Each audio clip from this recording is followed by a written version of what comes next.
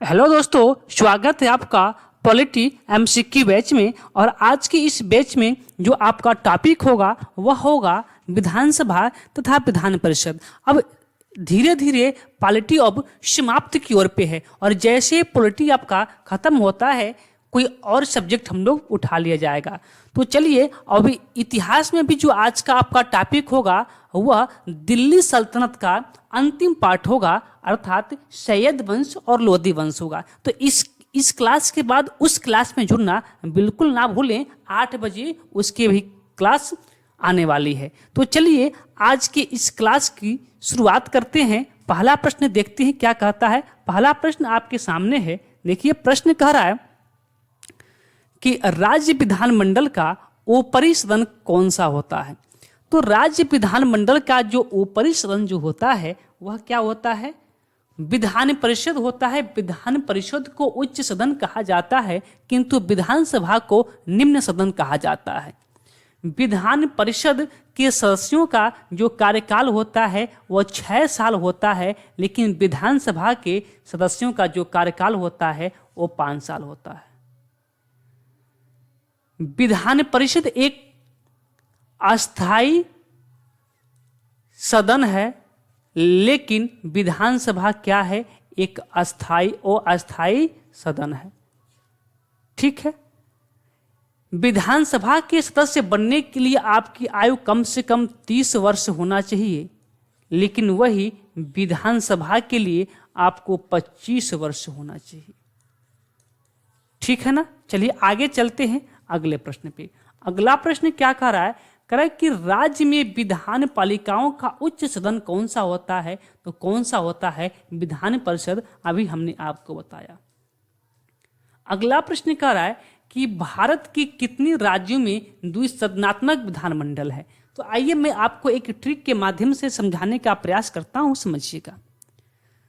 Trick है कुंबात। ठीक है। के से होता है कर्नाटक, यू से होता है यूपी अर्थात उत्तर प्रदेश, यम से होता है महाराष्ट्र, बी से होता है बिहार, ए से होता है आंध्र प्रदेश, टी से होता है तेलंगाना, और एक अलग से आप याद रखिएगा जम्मू कश्मीर। क्या याद रखेंगे आप? जम्मू कश्मीर।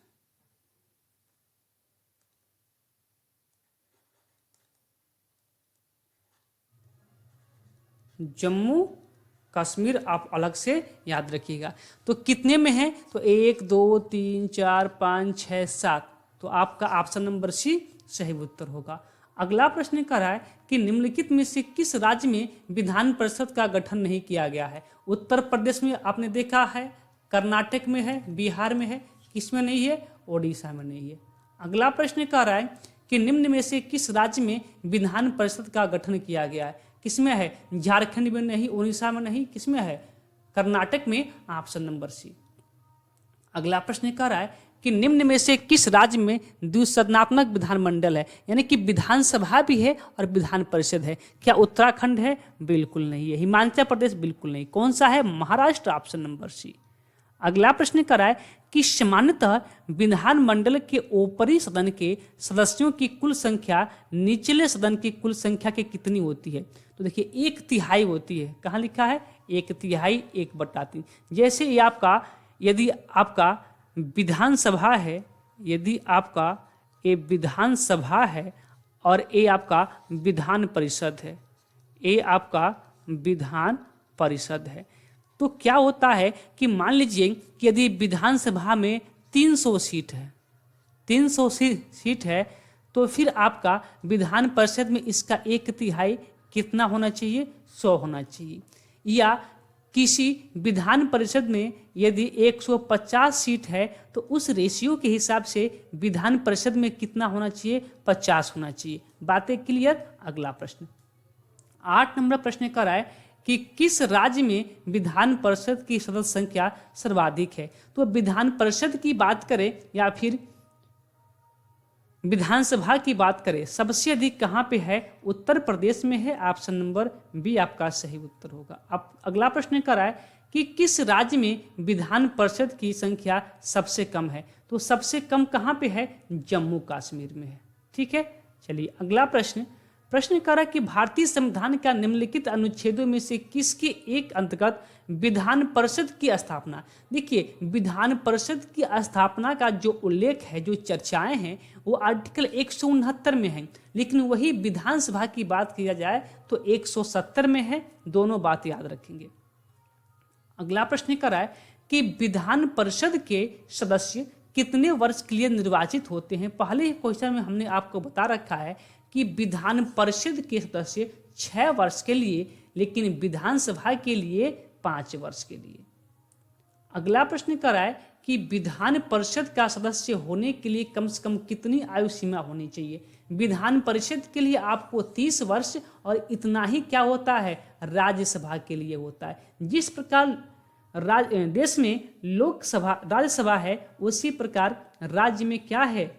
विधान परिषद है। ठीक है, विधान परिषद है। जो शक्तियां केंद्र में आपको राज्यसभा को है, वही शक्तियां राज्य में विधान परिषद को है।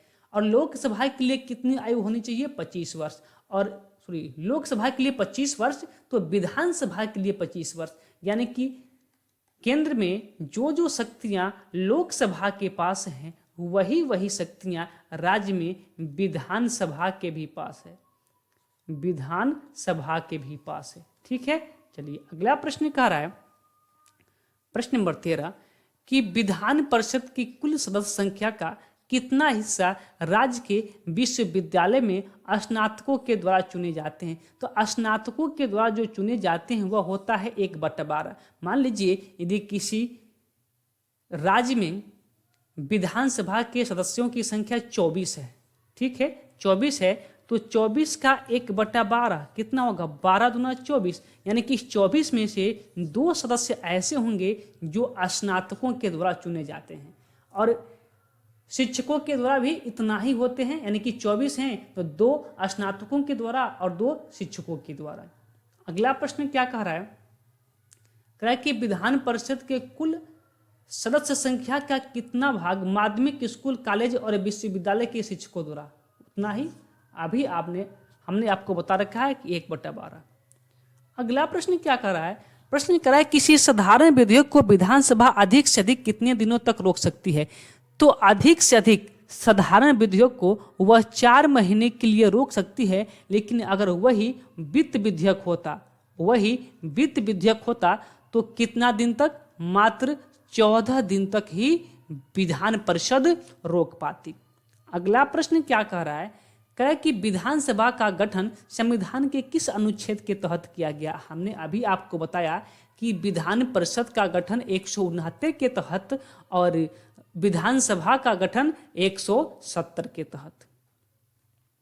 अगला प्रश्न कह रहा है कि भारतीय संविधान के निम्नलिखित अनुच्छेदों में से कौन राज्य की विधानसभा का निर्वाचन का प्रावधान करती है। वही आर्टिकल 170। ऑप्शन नंबर ए आपका सही उत्तर होगा। आगे चलते हैं अगले प्रश्न की ओर। अगला प्रश्न कह रहा है कि भारत की किसी भी राज्य की विधानसभा में अधिकतम कितने सदस्य हो सकते हैं। तो अधिकतम की बात करें तो 500 और न्यूनतम की बात करें तो कितना? 60। अधिकतम 500 और न्यूनतम कितना? 60। लेकिन इसके कुछ अपवाद भी हैं, आगे आप लोग देखेंगे। प्रश्न कह रहा है कि किसी राज्य विधानसभा के सदस्यों की न्यूनतम संख्या कितनी हो सकती है। अभी हमने आपको बताया कि 60 हो सकती है। अगला प्रश्न कि भारतीय संविधान का वह प्रावधान करता है कि किसी भी राज्य विधानसभा में 60 से कम सदस्य नहीं हो सकते हैं। निम्नलिखित में से कौन इसका अपवाद है। तो कौन इसमें से अपवाद है इसका? सिक्किम। Option number C.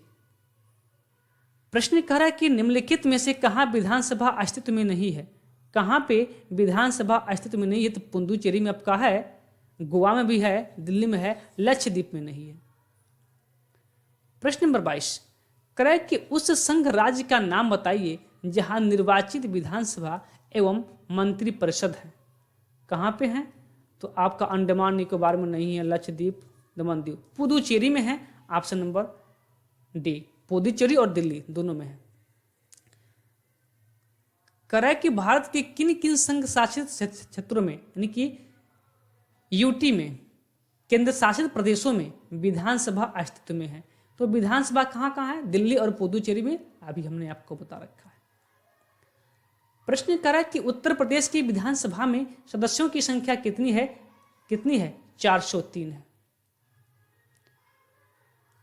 अगला प्रश्न, असम विधानसभा में कितने सदस्य हैं? यानी कि असम विधानसभा में सदस्यों की संख्या कितनी होती है? तो वह होती है 126, ऑप्शन नंबर बी। अगला प्रश्न, कि समानता विधानसभा का कार्यकाल कितने वर्ष का होता है? तो विधानसभा का कार्यकाल 5 वर्ष। लेकिन क्या आप बता सकते हैं कि विधान परिषद का कार्यकाल? तो आपको पता होना चाहिए कि विधानसभा भंग हो सकता है किंतु विधान परिषद भंग नहीं होता है।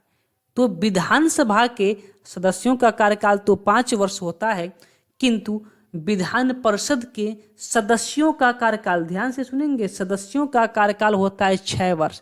सदस्यों का कार्यकाल 6 वर्ष, लेकिन विधानसभा का कार्यकाल 5 वर्ष, लेकिन विधान परिषद का कार्यकाल, सदस्यों की नहीं, विधान परिषद का कार्यकाल क्या होता है? अस्थायी होता है, या कभी भंग नहीं होता है। अगला प्रश्न 27 का राय कि राष्ट्रीय आपातकाल के उद्घोषणा के प्रवर्तन रहने की स्थिति में विधानसभा की अवधि को कितने समय के लिए बढ़ाया जा सकता है? करा कि यदि राज्य में, या फिर राज्य में ही मान लीजिए, राज्य में अगर राष्ट्रीय आपातकाल लगा हुआ है तो उस कंडीशन में विधानसभा के कार्यकाल को कितने दिनों के लिए बढ़ा सकते हैं? तो एक बार में 1 वर्ष के लिए बढ़ा सकते हैं। ऑप्शन नंबर बी आपका सही उत्तर होगा। अगला प्रश्न कराएं कि विधानसभा के सदस्यों के लिए उम्मीदवार को कितने वर्ष से कम का नहीं होना चाहिए? किसके लिए? विधानसभा के लिए। देखिए, वोट देने के लिए आपका 18 वर्ष, वोट देने के लिए 18 वर्ष, पंचायत चुनाव के लिए 21 वर्ष, विधानसभा के लिए और लोकसभा के लिए 25 वर्ष, विधान परिषद और राज्यसभा के लिए 30 वर्ष। तो दिए गए ऑप्शन के अनुसार ऑप्शन नंबर सी आपका सही उत्तर होगा। अगला प्रश्न, विधानसभा की गणपूर्ति यानी कि जो कोरम होता है, कुल संख्या का कितना हिस्सा होता है? तो जो कोरम आपका केंद्र में होता था वही कोरम आपका राज्य में भी है। कितना? तो 1/10 यानी कि 10%। प्रश्न कह रहा है कि विधानसभा का सत्र वर्ष में कम से कम कितनी बार आहूत किया जाना चाहिए? तो देखिए, जिस प्रकार केंद्र में आपके 3 सत्र होते थे, बजट सत्र, मानसून सत्र और शीत सत्र, उसी प्रकार राज्य में भी 3 सत्र होते हैं, बजट सत्र, मानसून सत्र और शीत सत्र। और वहाँ भी जो कंडीशन वहाँ था वही कंडीशन यहाँ भी है कि किसी भी 2 सत्रों के बीच 6 महीने से अधिक का गैप नहीं होना चाहिए। तो 6 महीने से अधिक गैप नहीं होना चाहिए, अर्थात कम से कम 2 तो आपका सत्र होना ही चाहिए। Option number B. अगला प्रश्न कराए कि विधानसभा की बैठक की अंतिम तिथि तथा दूसरी बैठक की प्रथम तिथि के बीच कितने समय से अधिक का अंतर नहीं होना चाहिए? हमने क्या बताया कि 2 सत्रों के बीच 6 महीने से अधिक का अंतर यानी कि गैप नहीं होना चाहिए। ऑप्शन नंबर डी आपका सही उत्तर है। अगला प्रश्न कर रहा है कि विधानसभा अध्यक्ष का चुनाव कौन करता है? विधानसभा अध्यक्ष का चुनाव कौन करता है? जब आपको हम लोकसभा अध्यक्ष के बारे में पढ़ा रहे थे, किसके बारे में? लोकसभा अध्यक्ष के बारे में, तो हमने आपको वहां पर क्या बता रखा था कि लोकसभा अध्यक्ष का चुनाव कौन करता है। ठीक है, लोकसभा अध्यक्ष का चुनाव कौन करता था? तो लोकसभा अध्यक्ष का जो चुनाव केंद्र में होता था वह विधानसभा के सदस्यों के द्वारा होता था। और राज्य में जो विधानसभा के सदस्यों का चुनाव होता है वह विधानसभा के सदस्यों के द्वारा होता है।